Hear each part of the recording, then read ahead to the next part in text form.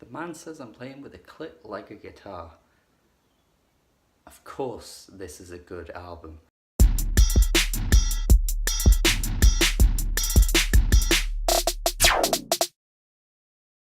So 2 Chainz is a southern rapper who is pretty much a household name at this point. He's huge, you've heard of him. He's been a big part of the decade, whether it be through features or his own hits.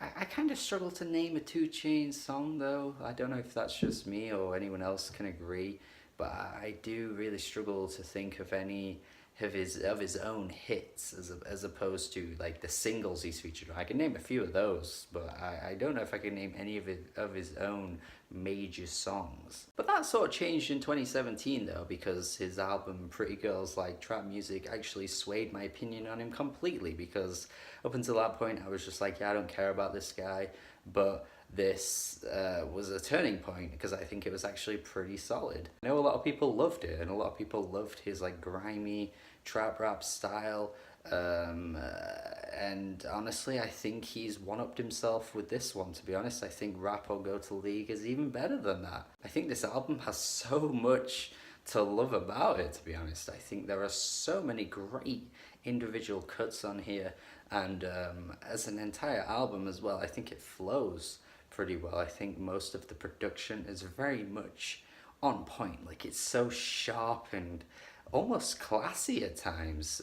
When you look at tracks like the track that Ariana Grande is featured on, like there is just such like a sheen to the production quality on this album. 2 Chainz himself is very entertaining on here. I mean, so many of these tracks are really well written. I think lyrically he has quite a lot to say on a few songs. He's digging deep into like woke problems, if you want to call it that. A few times where he tackles social issues and even taxation, and they sound so good as well. Like, they really do sound so good. I mean, the first few tracks just flow into each other really, really well. I do love the again, like the glossy sheen that these tracks have. Threat to Society is basically a 90s boom bap throwback with the jazzy and soulful samples being used throughout. It really does sound very nice. It is such a great track, and his rapping on here is so good. He's sounding stellar. A little hook he throws in as well is so good with the, yeah, I'm a threat, I'm a threat, threat, threat. I'm a threat, I'm a threat, threat, threat. It's so catchy, and actually has pretty strong meaning to it as well. I mean, with the sort of like playing to the idea that, oh, I'm a black man, so just by being merely existing, I'm a threat to society, apparently. And I like that. I like that he's talking on these kind of things.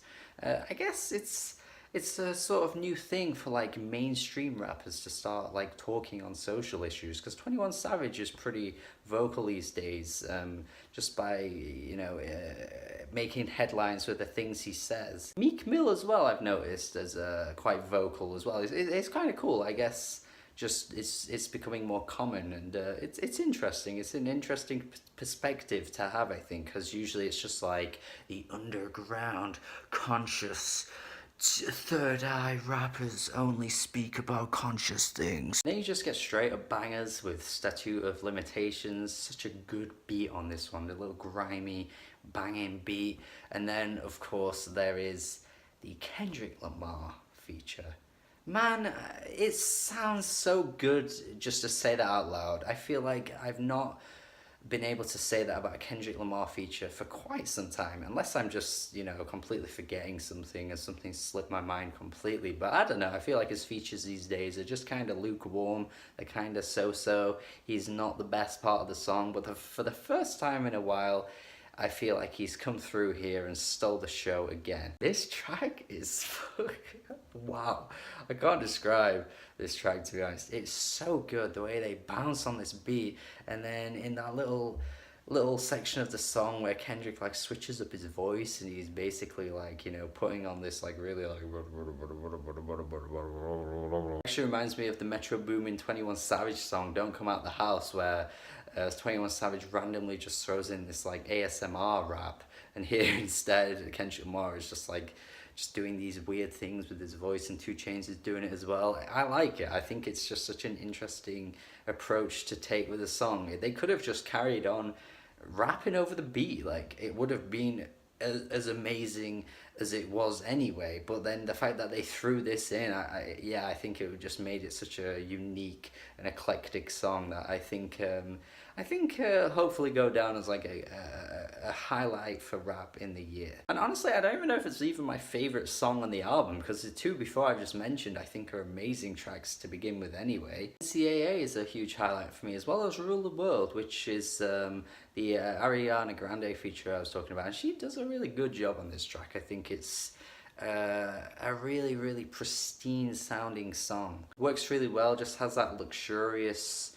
richness to it that I think complements both artists very, very well, actually. I think Ariana Grande could probably do more like more of this, in the vein of like, singing choruses on rap songs. I think that actually could be a thing she could start doing, and I'd be totally on board with it. I Said Me is another highlight on the album as well. I think this is just a pretty much standard trap rap song, to be honest, but 2 Chainz is killing it. He's killing it on these verses. He is absolutely all over it. I'm just here for 2 Chainz on this album. I think everything that he's rapping about is really, really interesting or just fun. Like he balances both angles really well. Just unfortunately the album kind of falls short on a good few songs. There's a bit of a stretch on the album that I kind of could have done without.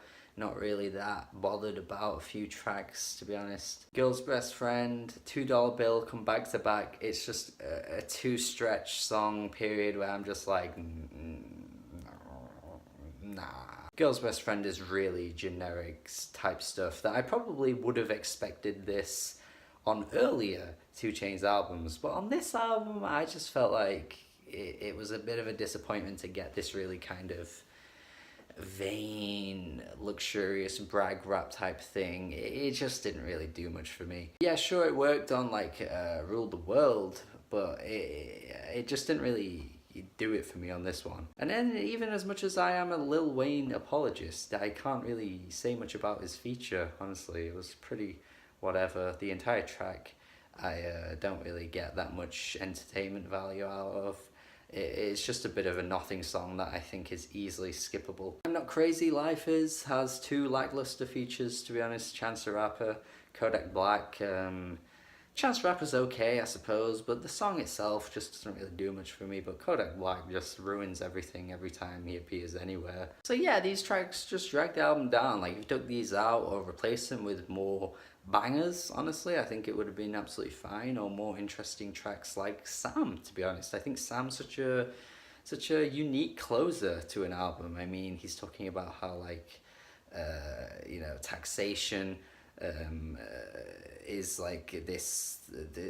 I mean, honestly, it's basically rich person moans about tax. You could take it both ways. You could either look at this and think, Jesus Christ, a privileged rich man is moaning about having to pay tax. Well, unlucky dude, it probably affects you far less than it will your average working person. Or you could look at it at the angle of that, well, actually, you know what, he has pretty introspective look into taxation on this. How 37% is a high percentage. It's a lot of money out of my paycheck. Oh. I just found it a pretty interesting way to end the album. I don't think it's something people are going to be like head over heels for, but I quite liked the perspective that he was coming from on this track. Yeah, overall, this is a good album. I'm impressed with this. This is good.